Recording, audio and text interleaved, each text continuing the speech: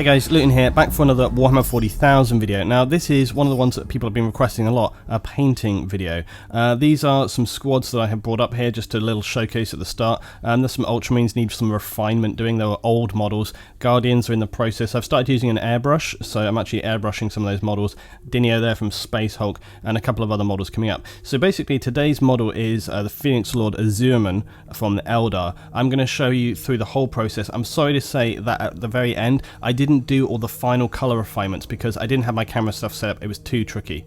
Anyway, so starting off, here's the base coat. I don't have a standard base coat because I tend to mix a lot of my own paints, and here is the model, the base. So basically that is some broken up acrylic with a little bit of sand and some polystyrene around.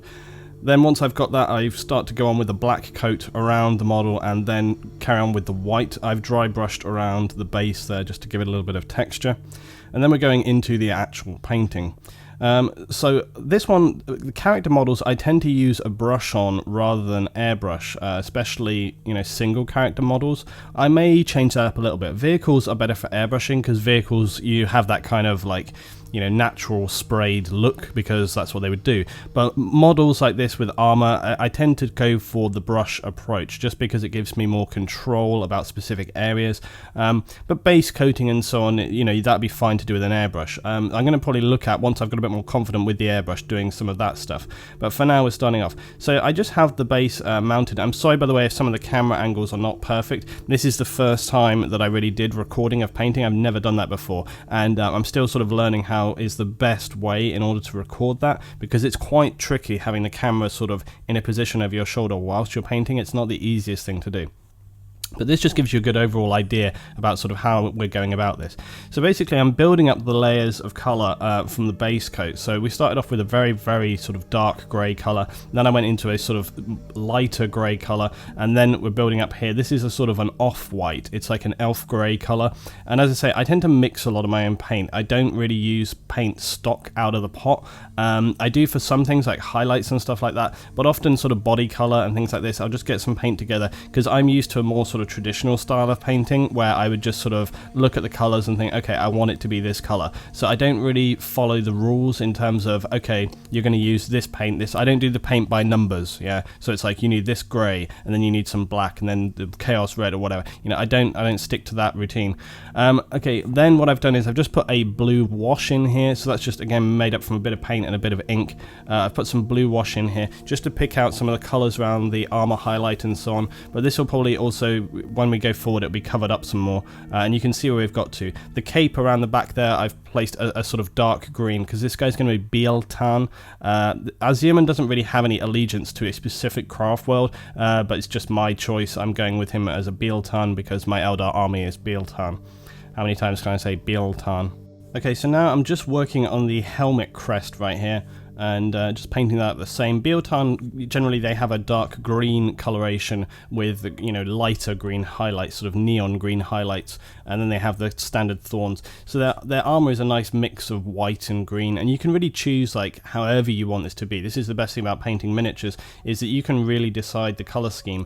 You can look at other color schemes as a guide, but you can pretty much choose however you want it to be. So I'm just painting in here all around the crest, and again, the standard practice is you're working dark to light because it's easier to sort of build up to a highlight than it is to do light and then go down to dark. It's much easier, and often you're working up from the base of the model through. So you can just see where we are at this time, and again looking at the ink there, you'll notice this bright white light coming in.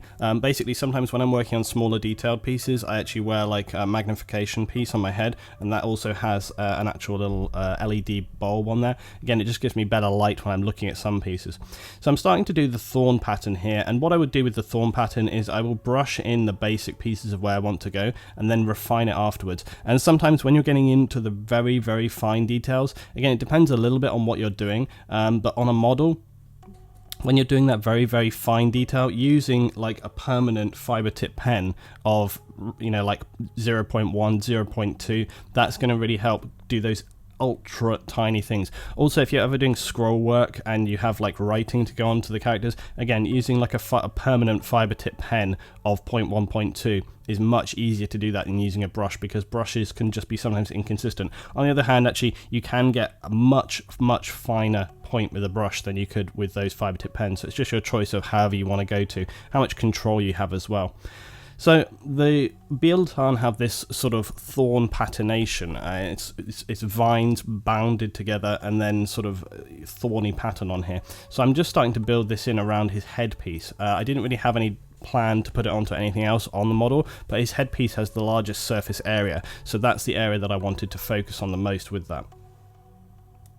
But it's quite tricky because trying to sort of build it around and keep those patterns consistent is really tricky to do. Now you can see here I've gone on and sort of finished off where I wanted to get to with that thorny pattern on the head, but I think I actually went back and made some revisions with it as well. It took a little while. It was definitely the most complex thing on the model. Now we're moving on to sort of like the next stage up with the highlights. And again, I'm sorry that going forward just after this, I didn't have some of the color refinements, and I know it would have been good to have that, but unfortunately it was just a time factor for me, and painting this model, because it's a character model, was quite complex. I need to figure out the exact position I want for my camera work and stuff, because it's really difficult trying to paint a model of a very small size and then having a camera like right next to you. And the other thing is, with a character model, I often wouldn't finish a character model in one sitting, whereas a standard troop model, you can do that very easily. So a character model can often take hours and hours. This whole model probably took me maybe like 10 hours to complete. So trying to record 10 hours is quite a tricky thing. So basically what I'm doing is just working through building that color, building those highlights, just going lighter green, and then we go through to the full thing. And that's essentially what I would do with the whole lot. Go in, work on a lot of those small areas. This character has a large amount of detail in the gemstones, the shoulder pauldrons, a lot of his belt work, and you know, pistol satchel and all these kind of things, his holster. So there's a lot of little details on there. And then there was also the banner to do. He has an actual sort of banner pole that comes up off of his back. Some people choose to not have that on him, but I went with it. And you'll see in a moment, just as we come to the finished images now, that I hand painted this banner as well with the Biel-Tan symbol and a load of thorn work. So this was where we got to after I had basically completed those elements. You can see what I've done is I've darkened in the pauldrons and just added some gold work there. Started to produce the gold work on the sword as well. So this is kind of like the medium point with the model. And then we go forward. Here we are. This is the sort of finished elements here. You can see I've worked in on the gemstones. I've got the head brush, okay, going on there. The crest, he's working.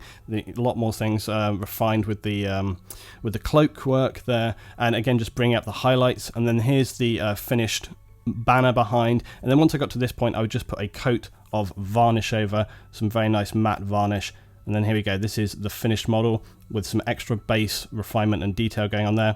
So there we go, guys. I was pretty pleased with this one. Let me know what you think. Drop some thoughts below. Always want to know whether you enjoyed this or not. As I say, I'll try and finish that camera work and look at how I can do this better with future models. But I hope this was an interesting video for you to see and just look at the process from start to finish.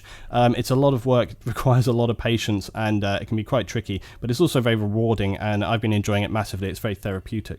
So as I say, drop your thoughts below. Love to know what you think about this model, guys, and if you saw any of those models in the very beginning at the start of this video that you would like me to go on with and do maybe the next video on, drop that down in the comments below as well. Thanks for watching, guys, and I will see you next time for some more Warhammer 40,000.